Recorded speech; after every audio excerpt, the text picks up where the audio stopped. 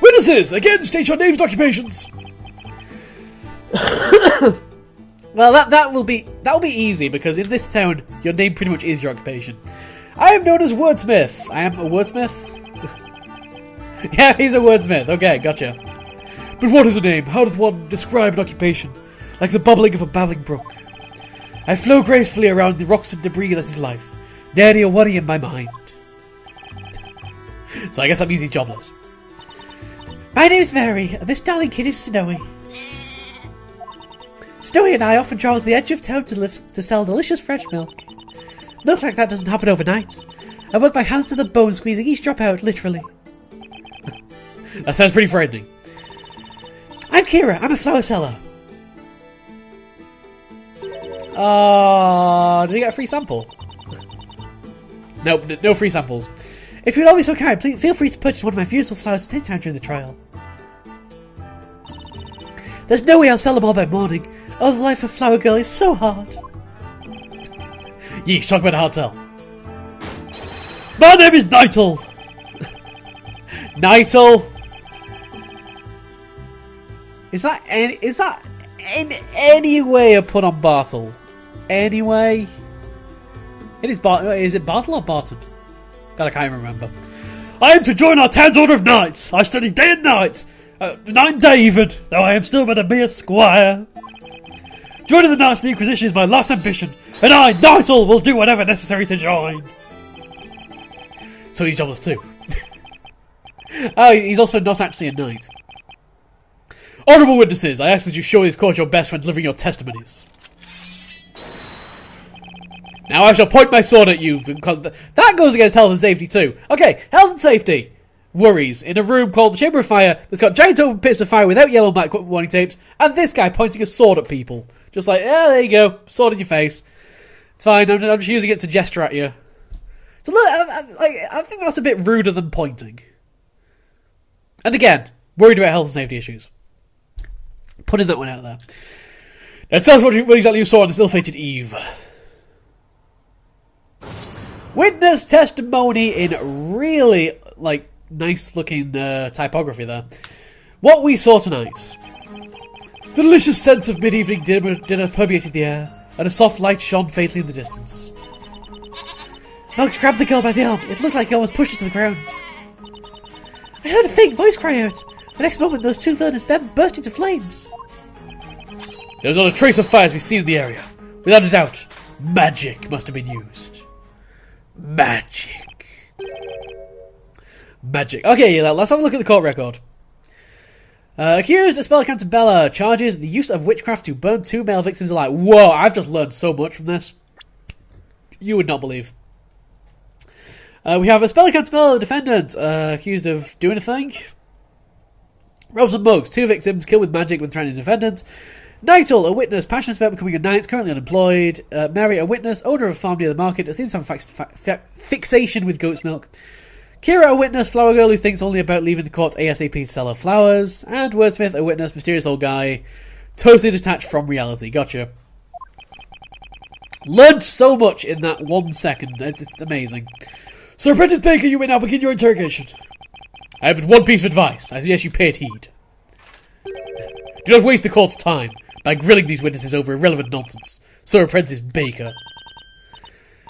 Is that a hint that I probably shouldn't be pressing people? I don't know if I'm going to pay attention to that hint. Are you alright, Nick? They sure love calling you Apprentice Baker, huh? I'll be honest with you, Maya, I have no idea how I'm feeling right now, but I know it's all up to me. As her defender, Espella's fate is in my hands. And I must save her. For I am Phoenix Wright, Ace Baker. He just doesn't flow off the tongue quite as well. I have to believe in her, and I need to start believing in myself. I can do this. I believe Espella's innocent, and I'll fight till the end to prove it. Yeah, that's the spirit. We can do this thing, Nick. We sure can. Cross-examination. I have absolutely no idea what's going on, and we've not really had any details about the case. So, I don't know, press everything? That's my basic idea. Let's do it. The delicious scent of mid-evening dinner permeated the air, and a soft light shone faintly in the distance. I can see my lives up there, but I don't really have any choice but to press at the moment anyway, so... Hold it! What time would that be exactly? Dinner time! When else would the scent of dinner be in the air if not dinner time? Not so much. The sun had already set by that time. That should be adequate. The sun had already set? So, you clearly witnessed what happened tonight, is that correct? What was the light source? I've been dubbed a witness, as I must clearly have witnessed something. Do you see? In that case, how much light was there in the immediate area at that time? Enough to see the nose on my face, but not enough to see the trees ahead. Do you see? No, that doesn't add up. If the air was completely dark, then you couldn't possibly have witnessed anything. Do you see? Ellipses! Nevertheless, something caught my eye. It was the most ominous sight. Ominous is what that sight was. It was an ominous sight. The sight was ominous. Hey, how can you get that across in any more clearer way? Objection! What have you got to say for yourself? Poor forms, Sir Apprentice Baker. Ellipses! I hate to disappoint you, but there was, in fact, light in the area. Huh? Take a look at this. This is a drawing of the crime scene based on the witness's account as penned by the court illustrator. The court illustrator? I've never heard of that before. Look carefully. This shows what the scene looked like at the time of the murder.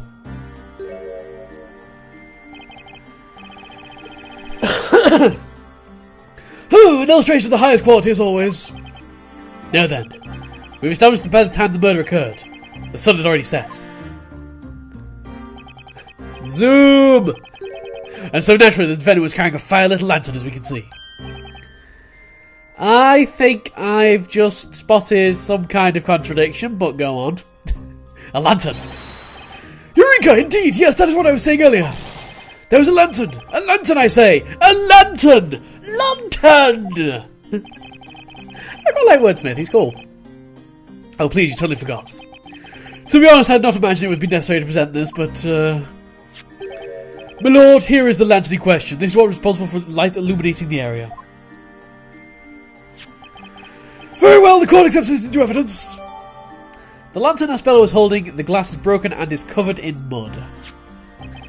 Speaking of which, Inquisitor Barnum, in this drawing,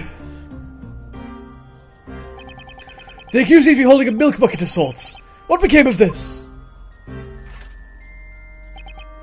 That's... It's a strange case indeed, my lord. That bucket seemingly disappeared from the murder scene.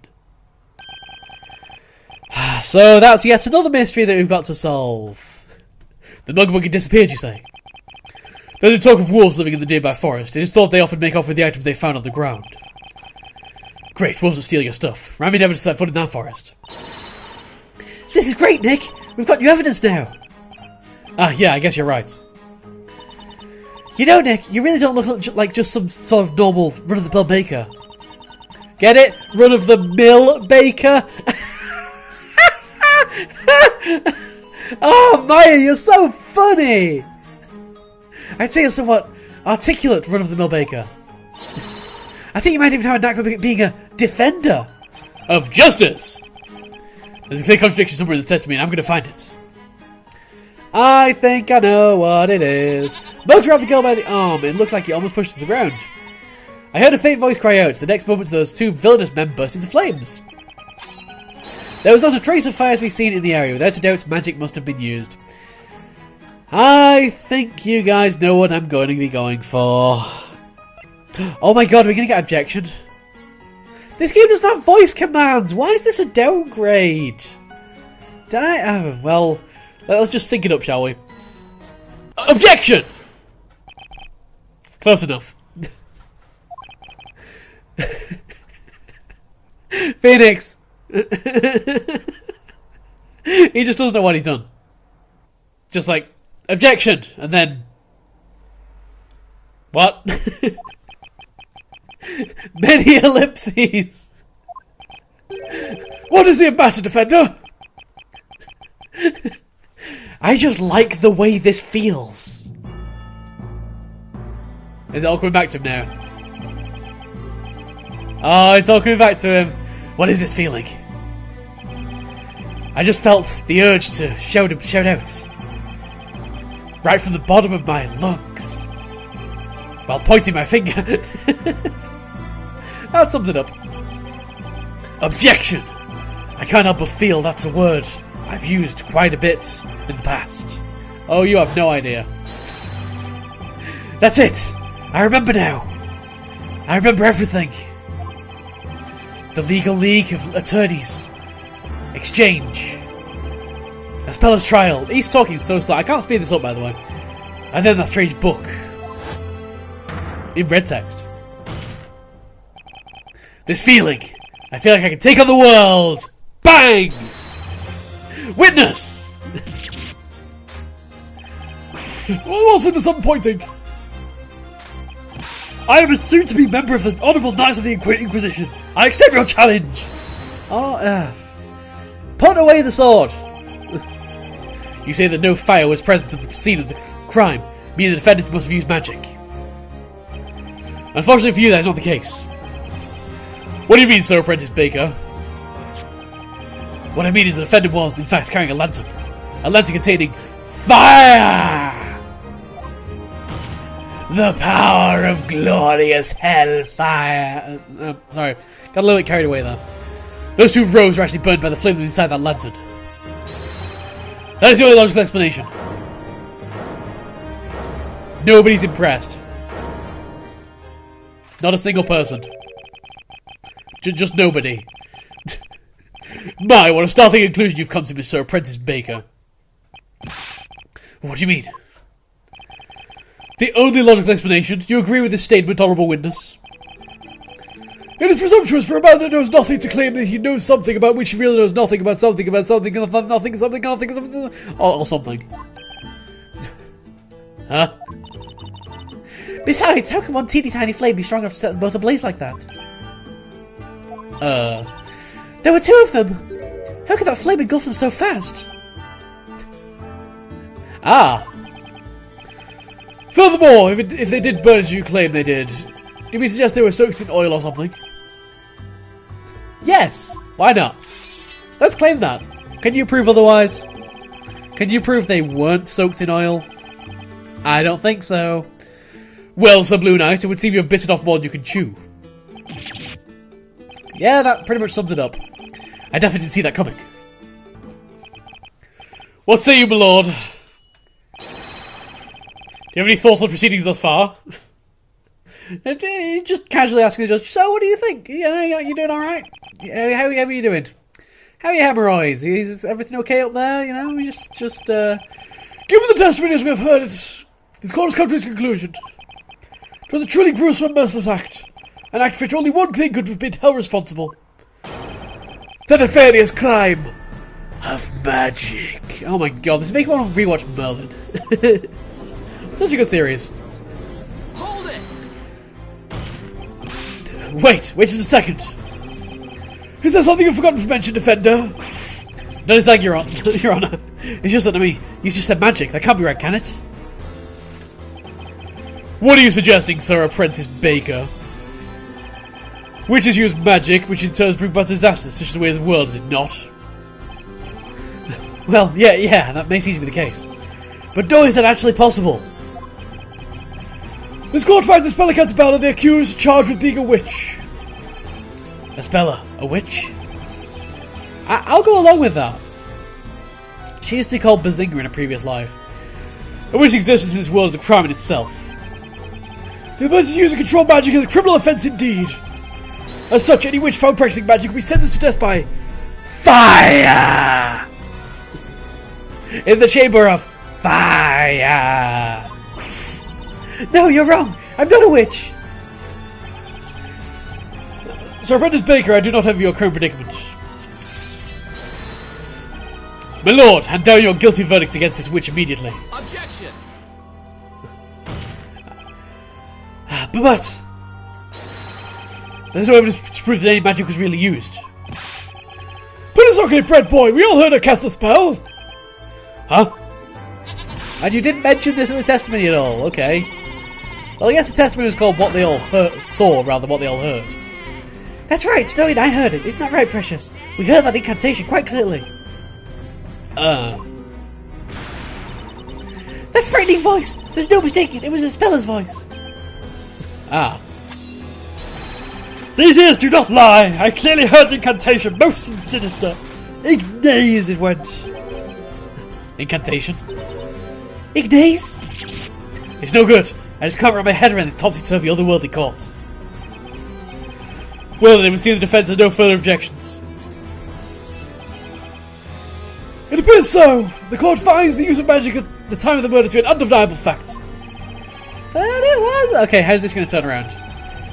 Furthermore, the honourable witnesses have stated they each heard an incantation being recited.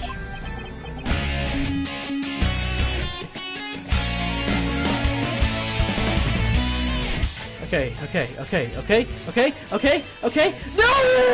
No, it's not okay! It's not okay! It's not okay!